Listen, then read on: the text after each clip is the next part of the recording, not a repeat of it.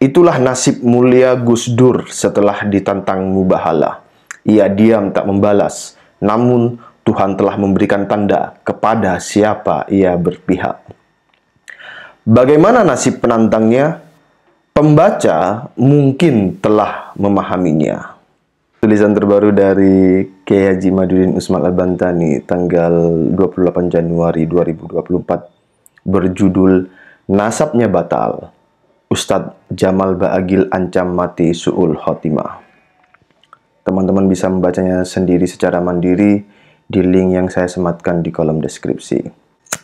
Setelah batalnya nasab Ba'alwi terang benderang seterang matahari di siang hari, setelah umat Islam tersadar bahwa Ba'alwi bukan keturunan Nabi Muhammad SAW, setelah mereka tidak bisa mendatangkan hujah bahwa nasab mereka tersambung kepada Nabi, setelah hasil tes DNA dengan presisi menyatakan mereka bukan keturunan dari suku Quraisy, setelah Dr. Umar Zaid dari Timur Tengah mengatakan Ba'alwi mustahil sebagai keturunan Nabi, setelah Dr. Sugeng dari Badan Riset dan Inovasi Nasional mengatakan Ubaidillah fiktif, kini Ustadz Jamal Ba'agil mengancam yang tidak percaya Ba'alwi keturunan Nabi akan mati su'ul khotimah.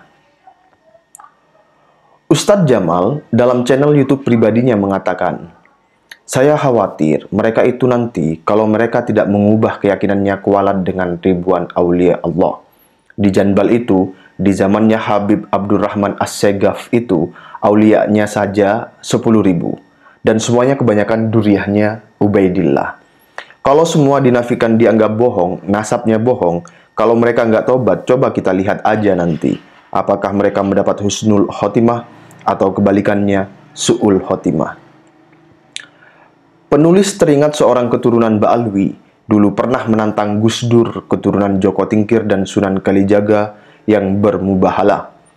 "Saya tantang Gus Dur untuk mubahalah. Gus Dur silahkan ajak anak dan istrinya. Saya akan ajak anak dan istri saya. Kita bersumpah di hadapan Allah. Siapa yang benar diberkahi Allah dan siapa yang salah di antara kita dikutuk, dilaknat dan mati dalam keadaan hina." Itulah tantangan mubahalah dari seorang keturunan Ba'alwi untuk Gus Dur radhiyallahu anhu.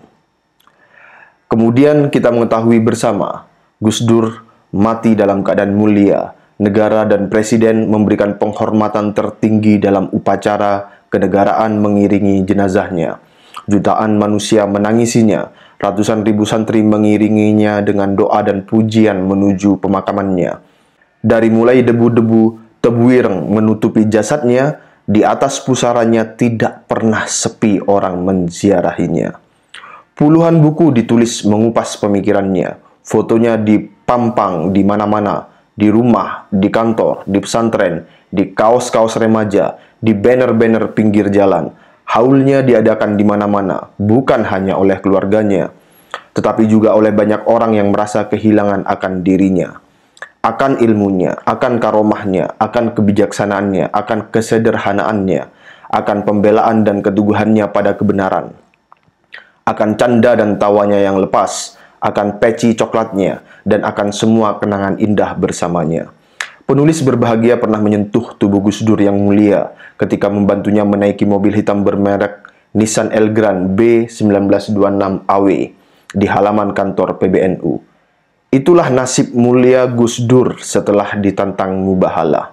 Ia diam tak membalas, namun Tuhan telah memberikan tanda kepada siapa ia berpihak. Bagaimana nasib penantangnya? Pembaca mungkin telah memahaminya.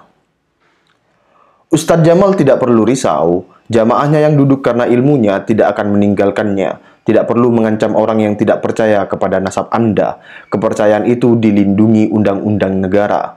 Nasab itu bukan kehidupan, ia hanya bagian dari kehidupan. Semua orang pasti punya nasab sampai ke Nabi Nuh lalu sampai ke Nabi Adam. Dan semua mempunyai kemuliaan kemanusiaan yang sama. Walau kami tidak mempercayai Anda sebagai keturunan Nabi Muhammad SAW, tetapi bukan berarti Anda tidak pantas kami muliakan. Jika Anda berilmu dan berakhlak, Anda layak kami muliakan. Kitab-kitab karya Ba'alawi yang layak dibaca tetap akan layak untuk dibaca. Ilmu itu suatu hal, nasab adalah hal lainnya. Kami bukan tidak percaya kepada ilmu yang dimiliki ulama kalian. Kami hanya tidak percaya bahwa kalian adalah keturunan Nabi Muhammad SAW. Itu saja. Penulis Kiai Imaduddin Usman Al-Bantani.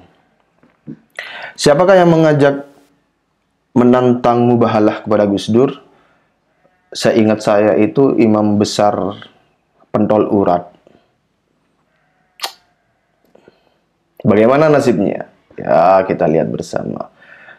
Begitu juga kepada para habaib-habaib yang mengancam-ngancam kualat su'ul khotimah. Saya juga khawatir kepada kalian. Kita lihat saja nanti apakah kalian su'ul khotimah atau husnul khotimah, atau di semen di lantai tangga pemakaman Imogiri. Ya, wallahu a'lam, saya tidak tahu. Assalamualaikum warahmatullahi wabarakatuh.